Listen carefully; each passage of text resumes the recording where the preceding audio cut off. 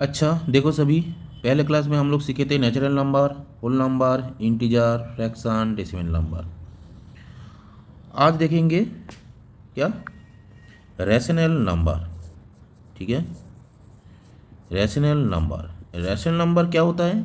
जिस नंबर को हम लोग पी बाई क्यू फॉर्म में लिख सकते हैं, जहाँ पे पी भी एक इंटीजर है और क्यू भी एक इंटीजर है। ठीक है, और क्यू कभी भी जीरो नहीं होगा। अच्छा, समझ नहीं आ रहा है? ठीक, देखो। अच्छा, एक इंटीजर ले लो, पी एक इंटीजर ले लो, टू, क्यू एक इंटीजर ले लो। इंटीजर तो माइनस वैल्यू प्लस वैल्यू सभी होता है ना। वन ले लिया, ठीक है ना। इसका मतलब क्या हो गया? टू।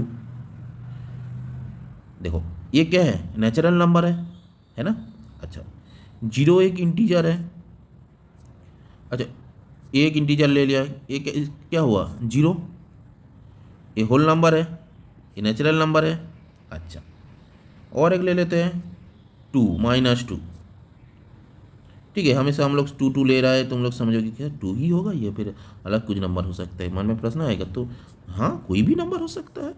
ठीक है, -33/1 ले लिया, तो -33, तो ये नेगेटिव इंटीजर है। अच्छा, 3/1 ये पॉजिटिव इंटीजर है ना।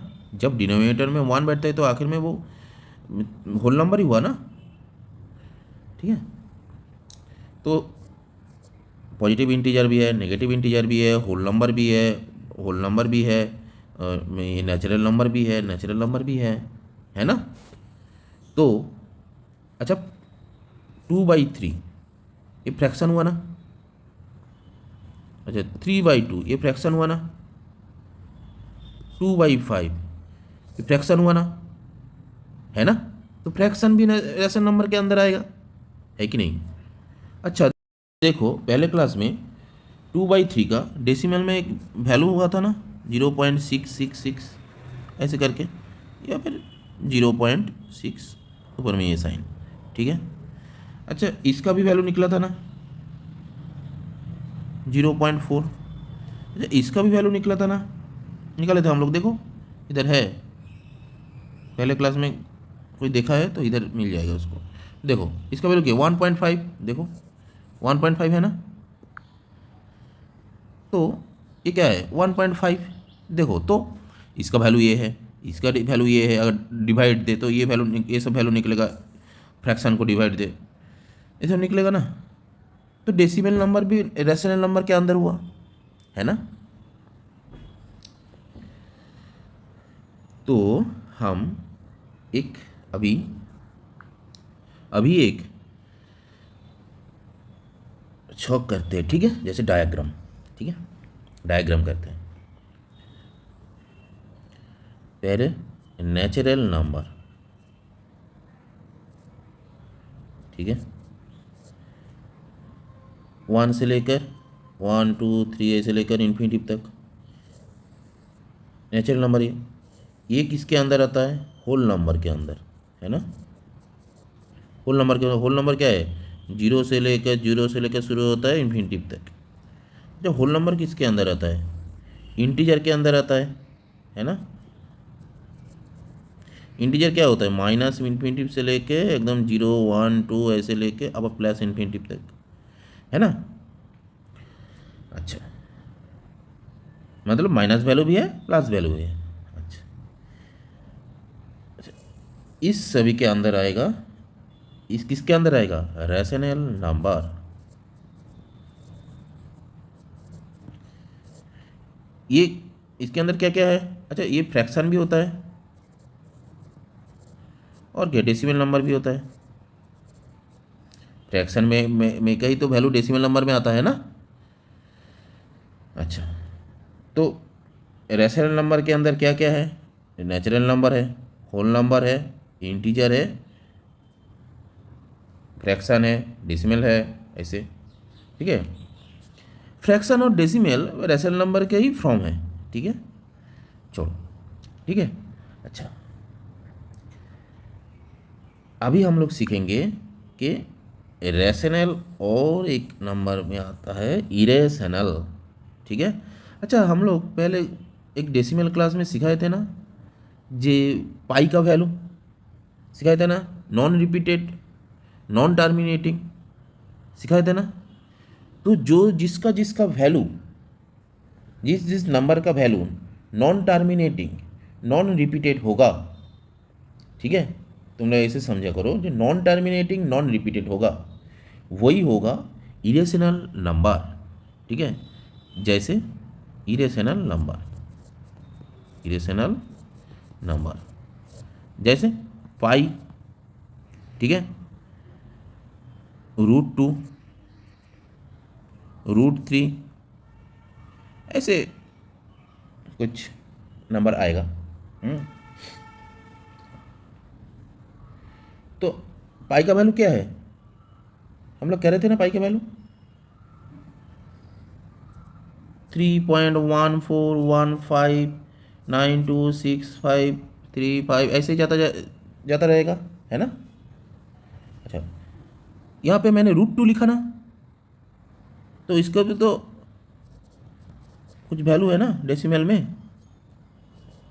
अगर √2 को डिवाइड दे, जो स्क्वायर का डिवाइड होता है ना, ऐसे डिवाइड दे, तो इसका भी नंबर ऐसे ऐसे जाता जाएगा, n नहीं होगा।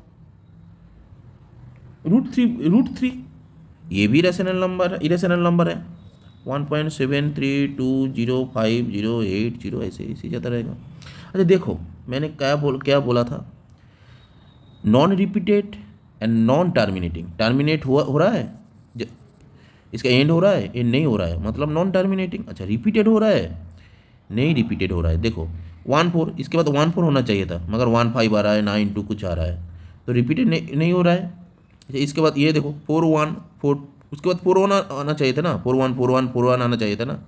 इसके बाद देखो 4.2 हो गया, ये भी नॉन रिपीटेड है। अच्छा, इसके बाद देखो 7.320, उसके बाद फिर से 7.320 आना चाहिए था, मगर यहाँ पे क्या आ रहा है 205080 ऐसे कुछ आ रहा है।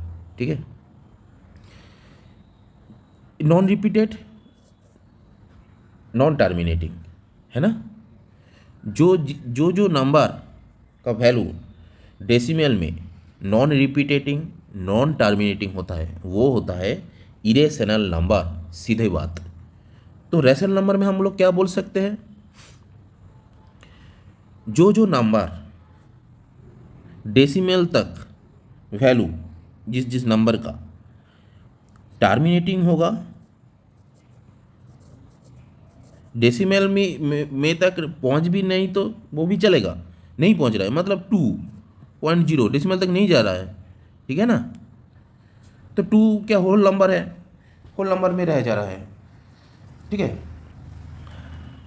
जैसे ऐसे ही रेशनल नंबर क्या होता है, क्या बोला मैंने, टर्मिनेटिंग और रिपीटेड, ठीक है। क्या होता है, रिपीटेड।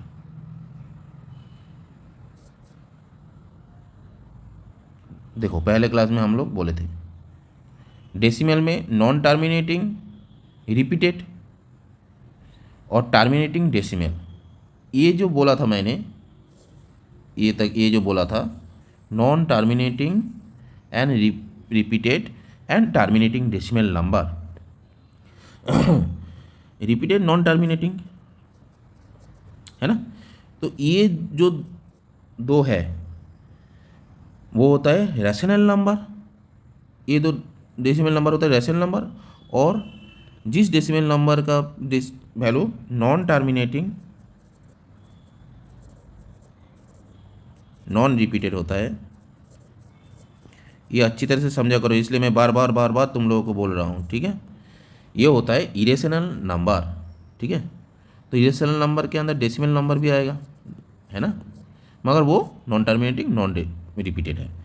रेशनल नंबर के अंदर भी डेसिमल नंबर आता है, मगर वो टर्मिनेटिंग और रिपीटेड, नॉन टर्मिनेटिंग, ठीक है, दोनों आता है। ओके। अच्छा, इधर देखो पाई का वैल्यू ये है ना।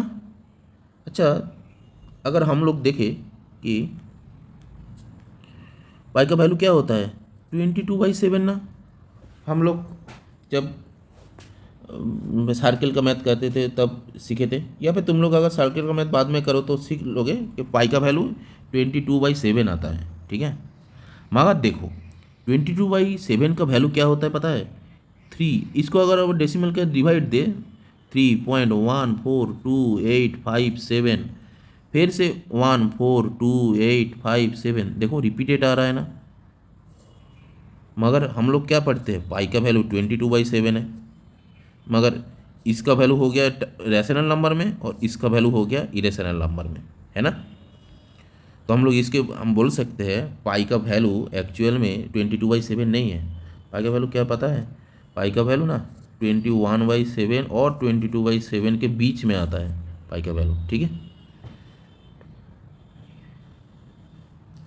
ठीक है, अभी तक हमने जो सीखा ये जो रैशनल नंबर इरेशनल नंबर ये जो सीखा, ठीक है, ये सभी किसके अंदर आता है, ये आता है रियल नंबर के अंदर। अभी तुम लोग पूछोगे सर रियल नंबर क्या है, तो नॉन रियल नंबर कुछ है क्या, तो है, नॉन रियल नंबर भी है। उसको हम लोग कहते हैं इमेजिनरी नंबर, ठीक है, इमेजिनरी नंबर, ठीक है। तो हम लोग ये एक बॉक्स में डाल देते हैं, ये क्या होता है पूरा रैशनल नंबर और इरेशनल नंबर सबको लेके होता है रियल नंबर, ठीक है। और ये क्या है इमेजिनरी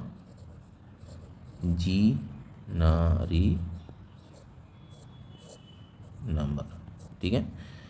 अभी समझा करो इमेजिनरी नंबर क्या होता है, ठीक है।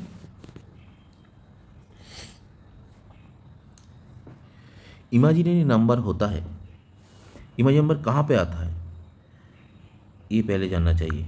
इमेजिनरी नंबर आता है कॉम्प्लेक्स नंबर के अंदर, ठीक है। कॉम्प्लेक्स नंबर क्या होता है a+ib, ठीक है। ये जो हम a+ib लिखा, ठीक है, ए होता है रियल नंबर, बी होता है रियल नंबर, ठीक है। और ये जो आई है ये आई होता है इमेजिनरी नंबर। तो अगर यहाँ से देखें, अगर हम लोग यहाँ से देखें कि बी का वैल्यू अगर 0 हो जाए, है ना, बी का वैल्यू अगर 0 हो जाए तो क्या होगा, a+ib था, बी का वैल्यू अगर 0 हो जाए तो इधर पूरा 0 हो जाएगा ना। तो ये किस में आ जाएगा, ए इधर ए से पड़ा रहेगा, इधर ए से पड़ा रहेगा, ये किस में आ जाएगा, ये रैशनल रियल नंबर में आ जाएगा जिसके अंदर रैशनल नंबर भी है इरेशनल नंबर भी है ना। अच्छा, जब ए का वैल्यू 0 हो जाए तो इधर बैठाओ, ए का वैल्यू जब 0 हो जाए तो क्या पड़ा रहेगा, सिर्फ आई भी पड़ा रहेगा ना। ये जो आई भी है, ठीक है, इसके अंदर कोई भी एक इमेजिनरी के नंबर के अंदर आई तो इमेजिनरी नंबर है ना, पहले बोला आई इमेजिनरी नंबर है, इसके अंदर एक रियल नंबर मल्टीप्लाई है, ठीक है। तो ये भी पूरा तो इमेजिनरी नंबर हो गया ना। जैसे इंटीजर में करा था ना, माइनस के अंदर कुछ भी पॉजिटिव वैल्यू मल्टीप्लाई करो वो तो माइनस में आता है, वैसे ही, ठीक है। एक एग्जाम्पल दिया सिर्फ, वैसे समझा करो, ठीक है। इमेजिनरी नंबर के अंदर इमेजिनरी नंबर के साथ आई, उसके साथ कुछ भी रियल नंबर मल्टीप्लाई हो जाए वो तो इमेजिनरी नंबर में ही कन्वर्ट हो गया ना, है ना। तो अगर ए का वैल्यू 0 हो जाए और बी नॉट इक्वल टू 0 हो तब होता है इमेजिनरी नंबर, ठीक है। इसके साथ अगर 1 भी मल्टीप्लाई रहे या फिर बी के जगह में 1 भी हो, 2 भी हो, 3 भी हो, 2/3 भी हो, -2/3 हो, कुछ भी हो, ठीक है, ये आई मल्टीपल है इसलिए ये होता है इमेजिनरी नंबर। आई का वैल्यू क्या है असल में √(-1). तुम लोग जब बड़े होगे अगर मैथ लेके पढ़ोगे तो वहाँ पे देखोगे √-2, √-3, ऐसे कुछ नंबर है, ठीक है, जो इमेजिनरी नंबर में आता है, ठीक है, ऐसे ही कुछ डिजिट है इमेजिनरी नंबर में आता है। तुम लोग जब बड़े होगे तब ये सब देखोगे, ठीक है। e⁻πi/2, देखो सभी जगह में आई है ना, इधर भी आई है। अच्छा इधर आई नहीं है ना, तो हम लोग इसको ऐसे लिख सकते हैं ना, √2 × -1 हो गया ना, आई वैल्यू √2 इंटू √-1 मतलब √2 × आई हो गया ना, है ना। ये तो हम लोग सीखे हैं ना, एक्सपोनेंट में ऐसे करते थे ना कुछ ऐसे। देखो सभी जगह में आई का वैल्यू है, जहाँ जहाँ पे आई का वैल्यू होगा, ठीक है, आई रहेगा, आई का वैल्यू ना पूरा आई ही रहेगा, वो सभी आता है इमेजिनरी नंबर के अंदर, ठीक है, पूरा इमेजिनरी नंबर के अंदर आता है। अच्छा अगर तुम लोग बोले कि सर, ये भी अच्छी तरह से समझो, तुम लोग बोले कि सर ए का वैल्यू a+i भी था ना, सर ए का वैल्यू 2 पकड़ लो और बी का वैल्यू 1 पकड़ लो, ये इमेजिनरी नंबर है क्या? नहीं। तुम क्या क्या बोले हम अभी, कंडीशन क्या बोले, a = 0 और b = नॉन जीरो, ठीक है, जब real number non zero real number, ठीक है, जब आता है तभी इमेजिनरी नंबर निकलते हैं, ठीक है। ये होता है जब ऐसे नंबर आएगा, ये होता है क्या, कॉम्प्लेक्स नंबर, ठीक है, कॉम्प्लेक्स नंबर, ये होता है कॉम्प्लेक्स नंबर। देखो कॉम्प्लेक्स नंबर में कैसे लिखे थे हम लोग, देखो कैसे लिखे थे, a+ib की तरह लिखे थे ना, ये तो a+ib की तरह हुआ ना, ये पकड़ लो ये है और यहाँ पे कुछ नहीं है, मतलब 1 है, 1 b हुआ ना। तो टोटल कॉम्प्लेक्स नंबर के अंदर देखो क्या क्या आया, रियल नंबर भी आया, इमेजिनरी नंबर आया। रियल नंबर के अंदर क्या क्या आता है, रैशनल नंबर, इरेशनल नंबर, है ना।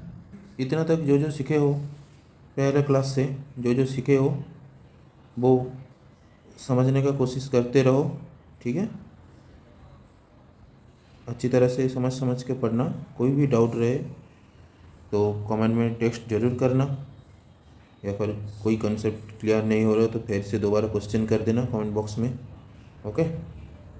अगर मेरे से हो पाए तो मैं फिर से क्लास में आके तुम लोगों को समझा दूंगा, ठीक है। चलो टाटा, अच्छी तरह से पढ़ो, आनंद लेके पढ़ो। चलो बाय, आज के लिए क्लास यहीं पर एंड करते हैं।